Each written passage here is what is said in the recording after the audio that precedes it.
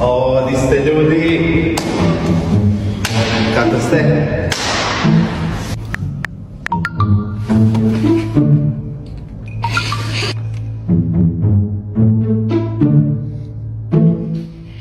Jeste vidio ove nove Jordanice kad su izašle brutalne? Ja sam ih već naručio. Ne, nisam vidio. Što su Jordanice? Side A. Aha, ma ne, pa znam ja šta je to. Ja to imam doma, a mama mi ne da nosi da se ne uništi. Predobro. I ima smisla, čuviš.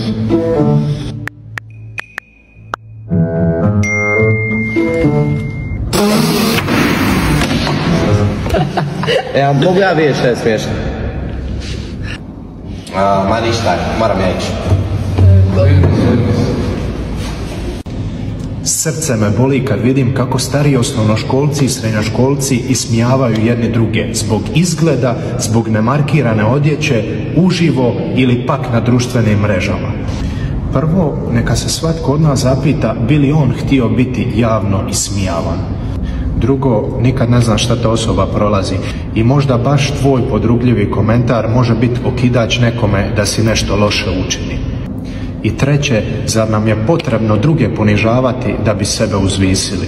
Isus je tu bio jako oštar i rekao je: svaki koji se uzvisuje bit će ponižen, a koji se ponizuje bit će uzvišen.